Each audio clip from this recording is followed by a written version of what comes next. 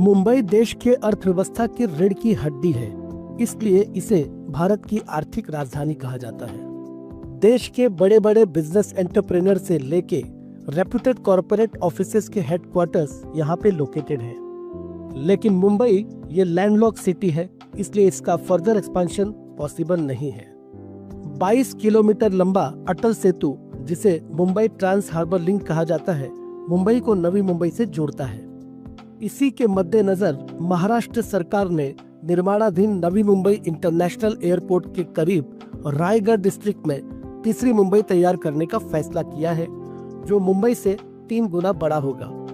Navi Mumbai international airport के इर्द गिर्द JNPT multi modal corridor, Mumbai trans harbour link, dedicated freight corridor, spur जैसे प्रकल्पों के चलते इस रीजन में आने वाले भविष्य में बेहतर विकास की संभावनाएं हैं।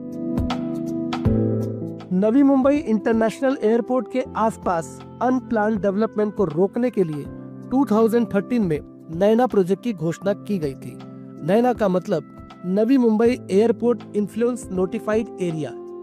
नैना एक मेजर अर्बन डेवलपमेंट प्रोजेक्ट है जो तकरीबन 226 किलोमीटर में फैली हुई है, जो इनिशियली 12 टाउन प्लानिंग स्कीम्स के तहत 23 गांवों को कवर करती है। नैना रीजन में 94 गांवों का समावेश किया गया है, जिसमें से 92 गांव पनवेल तालुका के और 2 गांव उरण तालुका के होंगे।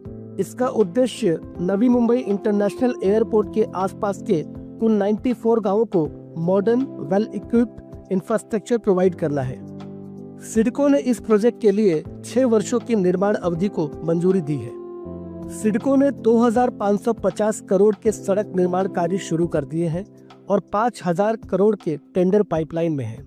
पहले इस प्रोजेक्ट के चलते लोगों का विस्थापन न हो, इसके लिए लैंड पूलिंग फॉर्मूला का उपयोग किया गया था, जिसके तहत सिडको को 60% लैंड और ग्रामीणों को 40% लैंड डेवलप करके दिया जाएगा।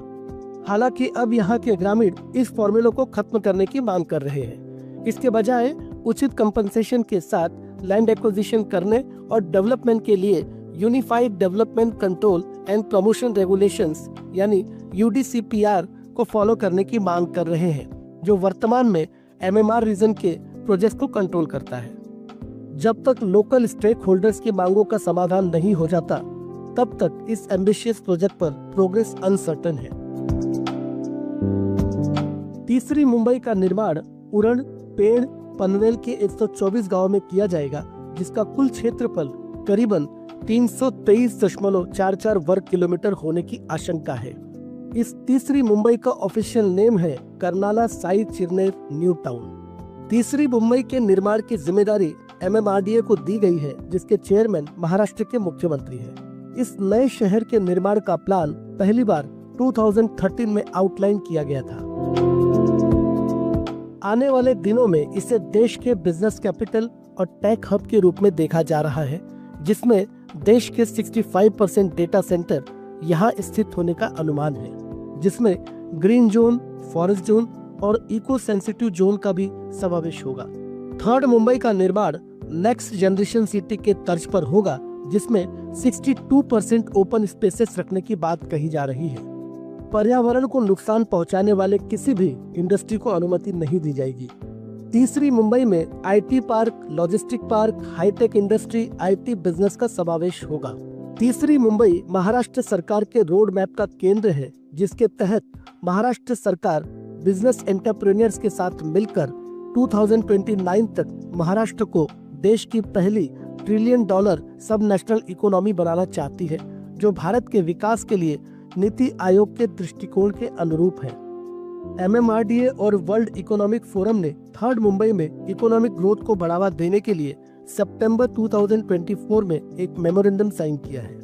इस नए शहर के सर्वेक्षण के लिए ड्रोन और लिडार टेक्नोलॉजी का इस्तेमाल किया जाएगा, जिसके लिए 24 दिसंबर 2024 को एरियल सर्वे के लिए प्राइवेट फर्म से एप्लीकेशन इनवाइट किए गए हैं। सर्वे में एरियाज का mapping, land ownership, land analysis, drone based assessment के साथ साथ लिडार टेक्नोलॉजी के जरिए किया जाएगा।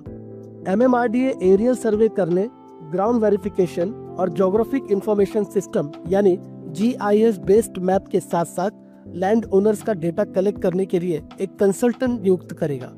तीसरी मुंबई का विजन डॉक्यूमेंट तैयार किया जाएगा, जिसमें थर्ड मुंबई का मास्टर प्लान और डेवलपमेंट स्ट्रैटेजी तैयार करने के लिए किसी प्राइवेट फर्म को अपॉइंट किया जाएगा।